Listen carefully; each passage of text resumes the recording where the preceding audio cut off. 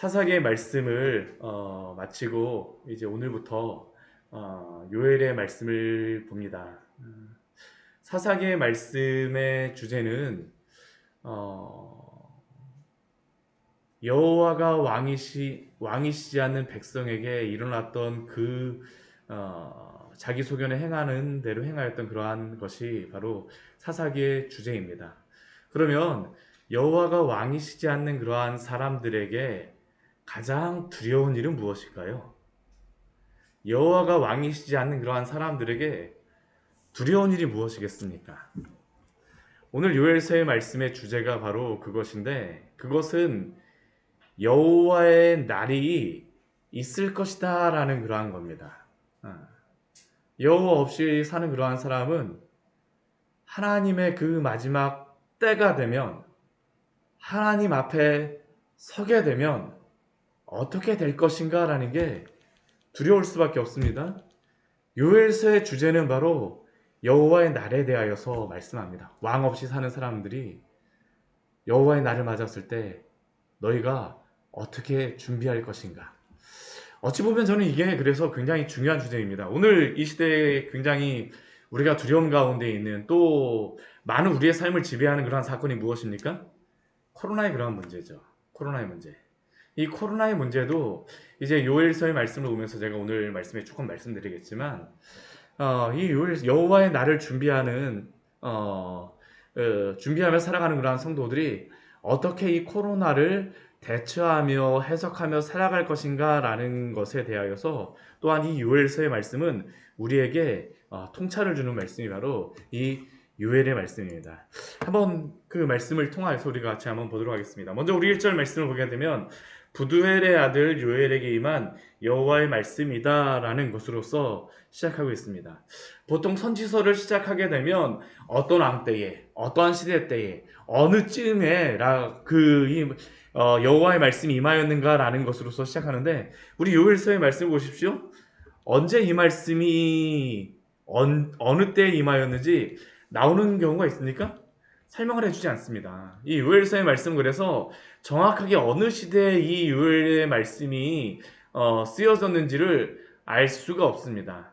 그래서 어떠한 그러한 사람들은 이 요엘서의 말씀이 바벨론에게 멸망하고 난 이후라고 생각하는 경우도 있지만, 그러나 요엘서 전체를 보게 되면 제사장들과 또한 제사에 대한 그러한 성소에서 제사를 드리는 그러한 것들에 대해서 계속 말씀하고 있는 것을 우리에게 알려주고 있기 때문에, 적어도 아직까지 여호와의 성전에서 제사를 드리고 있는 그때에 이 말씀이 주어졌구나라는 것을 추측은 할 수 있습니다. 한 그 정도.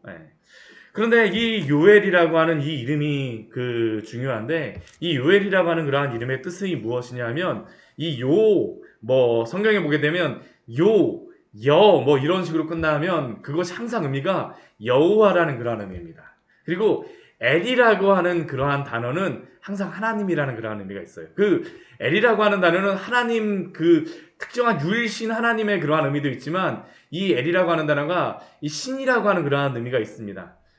그러니까 이 요엘이라고 하는 그러한 이름의 뜻이 무엇이냐면, 여호와가 바로 참신이다라는 게 바로 이 요엘 선지자가 가지고 있는 그러한 이름입니다. 이 요엘이라고 하는 이름과 같이 이 요엘서는 여호와만이 유일한 참신으로 이 세상 모든 것의 창조주이시며, 또한 이 세상 모든 역사의 주인이 바로 하나님이시다라는 것을 이 이름 자체에서 우리에게 말씀해줘요. 여호와가 참 하나님이시다라는 그러한 이름을 가진 그러한 선지자에게 여호와의 말씀이 임하였습니다. 요엘이라고 하는 그러한 이름 자체가 선지자를 의미하는 게 아닙니다. 왜 그가 선지자가 될 수 있었을까요?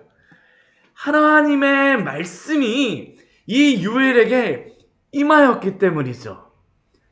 누가 선지자인가? 오늘날 이 시대에 한국 교회의 문제가 무엇일까요? 하나님의 말씀이 전하여지질 않아요. 사실 이게 굉장히 심각한 그러한 문제입니다. 우리가 여러 설교라든가 많은 교회의 그러한 메시지들, 또한 여러 가지 기독교서적이라고 하는 그런 많은 것들을 보게 되면 문제가 무엇이냐면, 하나님의 말씀을 하나님 말씀 그대로 전하고 하나님의 말씀을 통하여서 이 세상 역사와 철학과 여러 가지 경제와 여러 가지 학문들을 판단하는 것이 아니라 요즘 어떻든가요? 이러한 심리학, 철학, 경제의 문제를 가지고 성경을 판단합니다. 질서가 바뀌어졌다라는 것이죠. 오늘날 이 시대의 문제, 한국교회의 문제도 사실은 이겁니다. 하나님의 말씀으로 이 성도, 이 한국교회에 속하 있는 성도들로 하여금 이 세상 그런 모든 여러 가지 문화와 철학들을 판단하게 해야 되는데 오히려 이 시대의 여러 가지 문제를 가지고 교회를 판단하게 하고 교회가 판단되고 있습니다. 하나님이 이거 기뻐하지 않으세요? 오늘 요엘서는 사실은 그러한 시대 가운데에 살아가고 있는 그러한 이스라엘 백성들에게 요엘, 여호와가 참 하나님이시라고 하는 그 이름을 가진 그 선지자에게 하나님의 말씀을 줌으로 말미암아 여호와의 날을 가지고 이 세상 모든 그러한 시대를, 그 시대의 그러한 여러 가지 문제들을 분석하게 하는 겁니다. 여호와의 날이 다가오니까 어떻게 해야 되겠느냐라는 게 지금 요엘서에서 질문하고 있는 것이죠. 여호와의 날을 앞둔 우리에게 어떻게 살아가시겠습니까? 라는 게 요엘서의 질문입니다. 이거는 굉장한 큰 중요한 질문입니다. 우리가 만약 이것을 알지 못한다면 우리는 코로나 맞게 되면 코로나 때 우리가 어떻게 살아가지? 그냥 한번 생각해 보십시오. 여호와의 날이 임하여 있습니다. 그러면 이 코로나 때 어떻게 살아가시겠습니까? 사실 완전히 생활의 방식이 달라지는 겁니다. 달라지는 것이에요. 오늘 이 여호와의 말씀이 임한 요엘에게 하나님이 주시는 그러한 말씀이 무엇입니까? 오늘 말씀을 보게 되면 여러 부류의 사람들에게 질문을 하고 있어요. 오늘 이 요엘서 1장 우리가 읽은 말씀은 여러 부류의 사람들에게 이 말씀을 질문하면서 여호와의 말씀을 전하고 있습니다. 첫 번째 질문하는 사람들이 누구냐? 늙은 자들입니다. 노인들에게. 우리 2절 말씀 한번 보십시오. 늙은 자들아, 너희는 이것을 들을지어다. 땅의 모든 주민아, 너희는 귀를 기울일지어다. 늙은 자들, 많은 경험이 있는 사람들에게 지금 이 하나님의 말씀을 들으라고, 그 귀를 기울이라고 말합니다. 왜 그럴까요?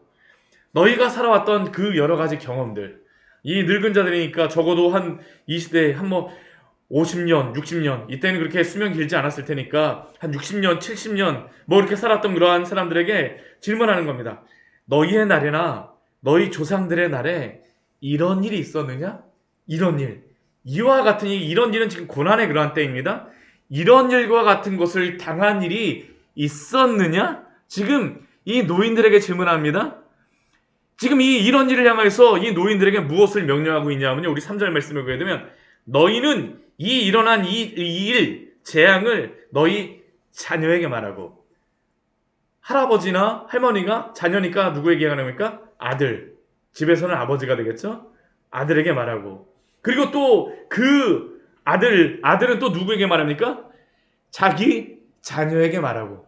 이제 늙은 자에게는 손자가 되는 겁니다. 자기 자녀에게 말하고. 이 일에 대하여서요. 그리고 또 그 자녀는 어떻습니까? 후세, 4대에게 말하는 거죠. 증손자에게까지 말하라고 얘기하는 겁니다. 이 일이 얼마나 심각한 문제이며 재앙이며 재난이었었는지 말하고 전하라라고 지금 오늘 말씀은 이 늙은 자들에게 말씀하고 또한 경고하며 질문하고 있습니다. 그러면 이 날, 이 일, 이 재난, 이 재앙이 무엇일까요? 메뚜기 재앙입니다. 우리 4절 말씀해 보게 되면 이렇게 말씀해요. 팥중이가 남긴 것을 메뚜기가 먹고, 메뚜기가 남긴 것을 느치가 먹고, 느치가 남긴 것을 황충이 먹었도다. 이 팥중이, 메뚜기, 느치, 이 황충, 이 네 가지의 것들은 다 메뚜기 종류들입니다. 근데 이것을 이 메뚜기가 이 네 가지의 종류의 메뚜기라고도 생각을 하고 무엇으로도 생각하냐 하면 메뚜기가 성장 과정에 따라서 있는 그러한 이름이라고도 해석을 하기도 합니다. 그러니까 우리나라에도 이렇게 메뚜기의 이름이 여러 가지가 있잖아요. 그렇죠? 오늘날에도 보면 이 아프리카에서 작년에도 올해도 기억나시는지 모르겠지만 메뚜기가 나와갖고 아프리카 전역을 다 휩쓸고 다니면서 모든 곡식을 먹어버렸다는 이야기가 있었고요. 심지어는 뭐 중국까지 들어온다 그래갖고 굉장히 큰 그 경고들이 있었지 않았습니까? 실제로 다 이런 것이 출애굽기 말씀해 보게 되면 여덟 번째 재앙이 이집트에 임하였던 재앙이 바로 이 메뚜기 재앙이었습니다. 근데 이 재앙이 어디에 임한 겁니까? 이스라엘에게 임하였어요. 얼마나 이것이 심하였는지 늙은 자들에게 4대에게 말하고 이 재앙에 대해서 기억하라는 겁니다. 그리고 이 말씀을 또 누구에게 주냐 하면 이 재앙에 대해서 누구에게 말하고 있냐면 우리 5절 말씀에 보게 되면 우리 요엘서 1장 5절입니다. 취한 자들에게 말하고 있습니다. 취한 자들아 너희는 깨어올지어다. 포도주를 마시는 자들아 너희는 울지어다. 왜 취한 자들, 포도주를 마시는 자들에게 왜 울라라고 이야기합니까? 포도주가 더 이상 없어요. 이 메뚜기와 이 팥중이, 느치, 황충이 돌아가면서 계속 먹어버리니까 포도나무에서 파란 잎조차 하나도 볼 수가 없는 겁니다. 껍질까지 싹 파먹어 버리는 겁니다. 그러니까 단 포도주를 먹을 수조차 없습니다. 맛볼 수조차 없어요. 포도 열매를 볼 수도 없어요. 단 포도주가 완전히 그들의 입에서 끊어졌기 때문에 울라라고 이야기하죠. 이 메뚜기를 우리 6절 말씀에 보면 무엇으로 비유하고 있냐면 다른 한 민족으로 비유를 하고 있습니다. 다른 한 민족이 내 땅에 올라왔습니다. 그 메뚜기의 이빨이 얼마나 강한지, 수도 얼마나 많은지, 이빨이 사자 이빨 같고 어금니는 암사자 어금니 같아서 이 내 포도나무를 다 멸하고 내 무화과 나무를 긁어서 말갛게 버리니 얼마나 이 메뚜기가 와서 이 재앙이 심하였는지 파란 것만 먹은 게 아닙니다. 이 나무 껍질까지 다 먹어버린 겁니다. 이 나무 껍질 다 벗겨진 거 한번 보셨나요?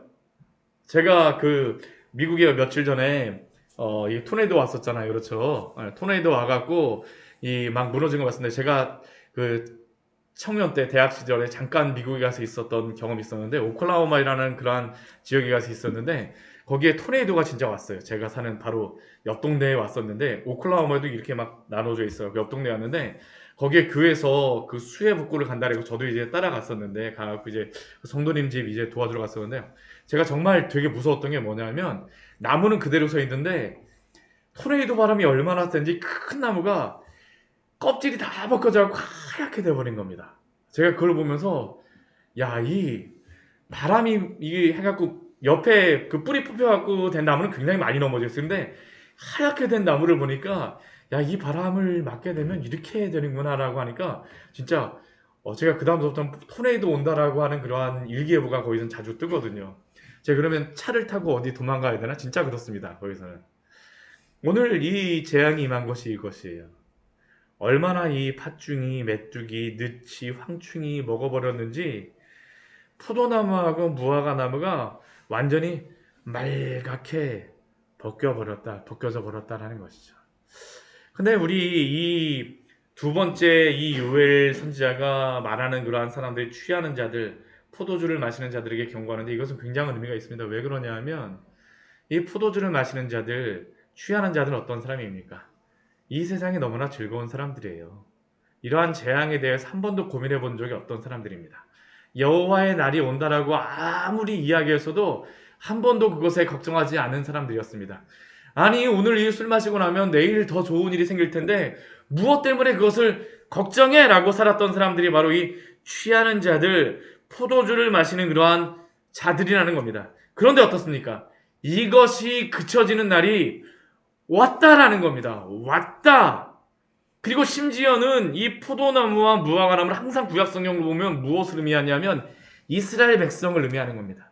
이스라엘 백성조차도 완전히 이렇게 다 말갛게 벗겨지는 일이 있을 것이다라는 것을 말하고 있습니다. 여기에 우리 다른 한 민족이라고 이야기하는데 이거는 단순히 메뚜기만을 이야기하는 것이 아닙니다. 이때가 이 남유다나 북이스라엘의 말기라고 생각을 해요. 이제 이후에 어떤 일이 벌어질까요? 아수르가 쳐들어와서 완전히 북이스라엘을 말갛게 벗겨버립니다. 바벨론이 올라와서 완전히 말갛게 벗겨버릴 겁니다. 그 날이 이 여호와의 이 메뚜기의 떼를 통하여서 있을 것이다 라는 것을 또한 요엘서를 통해서 경고하고 있습니다.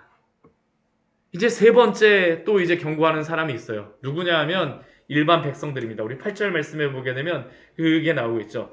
이 너희는 일반 이스라엘 백성들이에요. 너희는 이 사람들에게도 애곡하라라고 이야기합니다. 너무나도 이게 큰 그 재난의 때이기 때문이죠. 근데 어떻게 애곡하라고 이야기하냐면 처녀가 어렸을 때 약혼한 남자로 말미암아 굵은 배로 동이고 애곡한 같이 할지어다. 우리 이스라엘 같은 경우에는 그 약혼을 하고 나서 결혼을 합니다. 예수님의 어머니였던 마리아와 요셉도 1년 전쯤에 약혼을 하고 있었던 겁니다. 같이 살지는 않아요. 근데 결혼한 것으로서 거의 생각을 합니다. 남편과 부인으로서 서로 부르기는 해요. 같이 살지는 않아요. 근데 문제는 무엇일까요? 약혼을 했는데 이제 결혼하기로 한, 실제로 거의 결혼한 겁니다. 그 남편이 죽었어요. 처녀로 평생을 살아가야 되는 겁니다. 아이도 없어요. 이스라엘은 남자가 없게 되면 길거리도 다닐 수 없는 때입니다. 오늘날에도 이러한 그 아랍 지역 가게 되면 남편이 남자가 없게 되면 밖에 다닐 수도 없어요, 여인이요. 그러한 상황 속에서 이 약혼자가 죽었다면 어떠한 걸까요? 하늘이 노래지는 것이죠. 너희들은 이런 것과 같이 애곡하라라고 이야기합니다. 여호와의 성전은 어떡할까요? 이 재앙으로 인해서 소재와 전제가 여호와의 성전에서 끊어졌습니다. 더 이상 제사를 드릴 수도 없어요. 수종 주는 제사장들은 이 제사를 드릴 수 없기 때문에 슬퍼하고 있죠. 또한 이때에 우리 그 재앙이 하나만 닥치는 게 아니라 엎친 데 또 뒤친다고 우리 10절 말씀 보게 되면 이 가뭄도 사실 같이 왔던 것 같아요. 우리 10절 말씀 보면 밭이 황무하고 토지가 마르니 메뚜기와 황충이 덮친 것만도 너무 힘든데 비도 오지 않습니다. 땅이 완전히 황무해져 버렸어요. 토지가 말라버렸습니다. 세포도주는 곡식은 다 떨어져 버렸고 세포도주도 말랐고 기름도 예전에 짜놨던 기름도 이제 다 그냥 말라져 가는 겁니다. 먹을 것이 없어져 가요. 그러니까 우리 11절과 12절 말씀해 보게 되면 농부들에게 이렇게 이야기하죠. 생산하는 그러한 사람들에게 부끄러워할지어다. 왜 부끄러워합니까? 만들어내지 못하기 때문에. 농부가 농사를 져서 결실을 맺었는데 결실을 못 맺어요. 그러니까 부끄러워하라고 이야기하죠. 포도원을 가꾸는 자들아 국할지어다라고 이야기합니다. 포도주를 만들어내지 못합니다. 밀과 보리 때문이라 밭의 수산이 다 없어졌음이로다. 포도나무, 무화과나무, 석류나무, 대추나무, 사과나무, 밭의 모든 나무가 다 시들어버렸으니까 사람들도 어떡할까요? 우리 12절 말씀해 보게 되면 즐거움이 다 말랐습니다. 얼굴을 보게 되면 수심이 가득 차고 두려움이 그 얼굴에 가득 차고 기쁨이 사라지고 근심과 걱정만이 가득한 상황입니다. 그래서 지금 요엘은 이 메뚜기 재앙과 이러한 재앙 가운데 울고 슬퍼하고 애곡하라고 말씀합니다. 그런데 오늘 우리 요엘서 말씀을 보게 되면 이 전반적으로 왜 이 재앙이 닥쳤는가라는 것에 대해서는 말씀하지 않습니다. 무엇인지에 대해서 분명하잖아요. 근데 왜 이 재앙이 닥쳤을까요? 우리 그 신명기 말씀을 보게 되면 이 재앙이 왜 닥쳤는지를 우리에게 말씀합니다. 우리 말씀 같이 한번 찾아보도록 할게요. 우리 신명기 말씀입니다. 우리 민수기 신명기. 이스라엘에 임하는 그러한 모든 재앙들은 그냥 임하는 게 아닙니다. 하나님의 말씀에 다 근거해서 임하는 것이에요. 우리 신명기 28장 말씀에 보게 되면 우리 28장 말씀 보게 되면 우리 성도님들이 좋아하는 그런 말씀들이 여기에 많이 나와 있습니다. 어떠한 말씀이 나와 있냐면 우리 28장 3절 말씀 같이 보게 되면 이런 말씀 있죠. 같이 한번 해볼까요? 성읍에서도 복을 받고 들에서도 복을 받을 것이며 우리 5절 말씀도 볼까요? 내 광주리와 떡 반죽 그릇이 복을 받을 것이며 우리 6절 말씀도 보겠습니다. 내가 들어와도 복을 받고 나가도 복을 받을 것이니라. 참 좋은 말씀이죠. 이 새벽에 이 말씀 나가도 복을 받고 들어와도 복을 받고 떡 반죽 그릇 먹는 그릇마다 그냥 꽉꽉꽉 참 넘치면서 이 축복이 있을 것이라고 이야기합니다. 근데 이 신명기에서 28장에서 이 축복의 말씀은 14절로 끝납니다. 우리 신명기 28장의 말씀 60절이 넘는 그러한 말씀이 있는데 그 나머지 뒤의 말씀은 다 무엇일까요? 저주에 대한 말씀입니다. 반대의 일들이 이루어져요. 우리 16절 말씀 오게 되면 거꾸로 말씀이 일어납니다. 내가 성읍에서도 저주를 받으며 들에서도 저주를 받을 것이요. 17절 내 광주리와 떡반죽 그릇이 저주를 받을 것이요. 우리 19절 말씀 보면 내가 들어와도 저주를 받고 나가도 저주를 받으리라. 근데 이 저주 가운데 한 가지가 무엇이냐면 우리 뒤에 우리 38절 말씀을 보게 되면 이러한 말씀이 있습니다. 우리 38절 말씀 같이 한번 보도록 할게요. 신명기 28장 38절입니다. 같이 읽겠습니다. 내가 많은 종자를 들에 부릴지라도 메뚜기가 먹음으로 거둘 것이 적을 것이며 39절 듣겠습니다. 내가 포도원을 심고 가꿀지라도 벌레가 먹음으로 포도를 따지 못하고 포도주를 마시지 못할 것이며 우리 40절도 같이 읽겠습니다. 내가 내 모든 경내에 감람나무가 있을지라도 그 열매가 떨어짐으로 그 기름을 내 몸에 바르지 못할 것이며 우리 42절 말씀 보겠습니다. 내 모든 나무와 토지 소산은 메뚜기가 먹을 것이며 사실은 이것이 구약 성경의 신명기 말씀에 이미 요엘서 이전에 모세를 통하여서 주셨던 말씀입니다. 왜 이러한 일이 신명기 28장에서 일어날 것이다라고 말씀을 할까요? 왜 이러한 메뚜기 재앙이 일어날까요? 우리 신명기 28장에 의하면 그것은 바로 이스라엘 백성이 하나님의 백성이라고 하면서 하나님의 말씀을 듣고 순종하기보다는 하나님의 말씀을 청종하기보다는 이 가나안 땅에서 포도주를 마시고 포도주에 취하는 것으로 즐거워합니다. 하나님으로 즐거워하는 것이 아니라 이 세상의 즐거움에만 정신이 팔려서 하나님을 잊어버렸습니다. 또한 이 세상에서 시집가고 장가가는 것에만 정신이 팔려서 이 세상의 행복한 것에만 그 정신이 팔려서 참된 복이신 하나님을 잊어버렸습니다. 그래서 이 모든 재앙은 이스라엘 백성을 징계하는 그러한 이유도 있지만 이 재앙을 주시는 이유가 더 중요합니다. 이러한 재앙 가운데에서 자신들의 죄를 회개하며 울며 하나님께 돌아오라라고 지금 초청하시는 겁니다. 그래서 오늘 말씀 보게 되면 울라, 애곡하라라는 그런 말씀이 반복이 되어지고 있죠. 그리고 이것이 바로 요엘서에서 하나님께서 이스라엘 백성에게 이 말씀을, 이 재앙을 주시는 이야기입니다. 제가 오늘 설교를 시작하면서 말씀드렸지만 메뚜기의 강력한 재앙이 이스라엘 백성에게 닥쳤습니다. 그들은 모든 소망을 잃고 그 얼굴에 기쁨을 잃었습니다. 더 큰 문제가 무엇일까요?